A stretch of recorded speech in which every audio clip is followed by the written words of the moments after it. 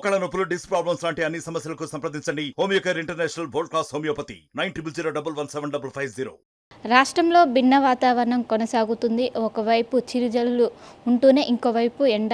ఈ వాతావరణం గత 2 రోజుల నుంచి కొనసాగుతుంది. రానున్న రోజుల్లో వెదర్ ఎలా ఉండబోతుంది, అదేవిధంగా నైరుతి రుతుపవనాలు ఎక్కడి వరకు విస్తరించాయి తెలంగాణ రాష్ట్రంలో, దీని గురించి మనతో మాట్లాడడానికి ఐఎండీ సీనియర్ అధికారి శ్రావణ్ ఉన్నారు. అతో మాట్లాడదాం. మేడం చెప్పండి, రానున్న రోజుల్లో వెదర్ ఎలా ఉండబోతుంది, వెదర్ ఫోర్కాస్ట్ చెప్పండి. ప్రస్తుతానికి మనకి నైరుతి ఋతుపవనాలు దాదాపుగా మనకి నిజామాబాద్ నుంచి రామగుండం వరకు కూడా విస్తరించడం అయితే జరిగింది.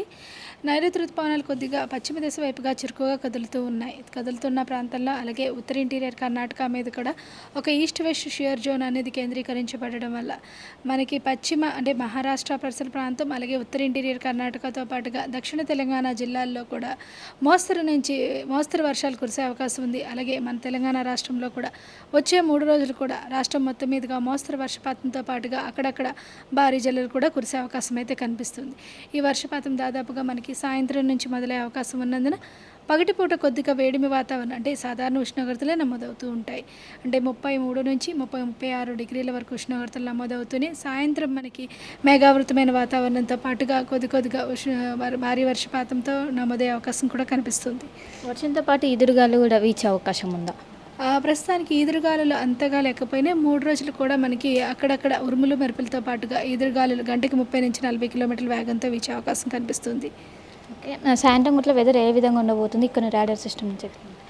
చూసుకున్నట్లయితే ప్రస్తుతానికి మనకి కొద్దిగా ఈశాన్య తెలంగాణ జిల్లాల్లోని అక్కడ మబ్బులు పట్టి పూర్తిగా వర్షపాతం అయితే నమోదవుతూ వస్తుంది.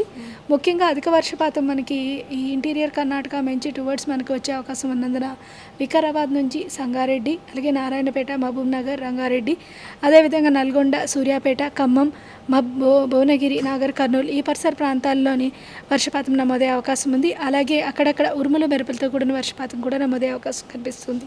ఏమైనా అలర్ట్స్ కూడా జారీ చేస్తున్నారా ఈ 3 రోజుల వర్ష సూచన ఉందని? ఈ 3 రోజుల్లో ఈ 2 రోజుల వరకు మాత్రం దక్షిణ తెలంగాణ జిల్లాలకి భారీ వర్షపాత సూచన ఉన్నందున నల్గొండ, సూర్యాపేట, రంగారెడ్డి, నాగర్ కర్నూలు, వికారాబాద్ ఈ పరిసర ప్రాంతాల్లో మనకి భారీ వర్షపాతంకి అలర్ట్ అయితే జారీ చేయడం జరిగింది. మిగతా జిల్లాల్లో అక్కడక్కడ ఉరుముల మెరుపుతో ఉన్నందున ఆ అలర్ట్ అయితే జారీ చేయడం జరిగింది. ఈ మధ్య పిడుగుపాలకు సంబంధించిన సంఘటనలు కూడా ఎక్కువ చోటు చేసుకుంటున్నాయి. దీనికి గల కారణాలు ఏంటి?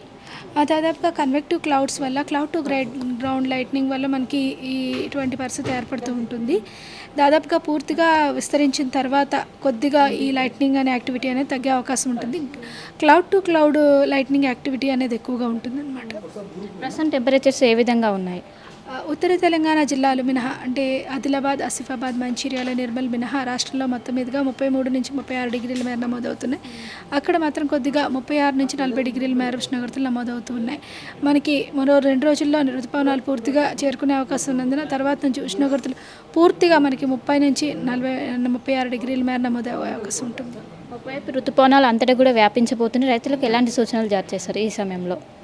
ఋతుపవనాలు దాదాపుగా మనకి చేరుకుంటున్నాయి కాబట్టి ఉత్తర తెలంగాణ జిల్లాలు మినహా దక్షిణ తెలంగాణ జిల్లాలన్నింటిలోని విత్తనాలకు విత్తుకోవడానికి అయితే అరువైన సమయం. ఈ సమయంలో మనం దాదాపుగా ఇది వేసుకోవడం వల్ల తర్వాత మనకు కొద్దిగా వచ్చిన 13వ తారీఖు నుంచి కొద్దిగా మనకి అంటే లైట్ రెయిన్ వచ్చే అవకాశం ఉంది. ఆ సమయంలోకి కరెక్ట్గా మొలకెత్తే అవకాశం అయితే ఉంటుందన్నమాట. అంటే పూర్తిగా ఎన్ని రోజుల లోపు విస్తరించే అవకాశం ఉంది?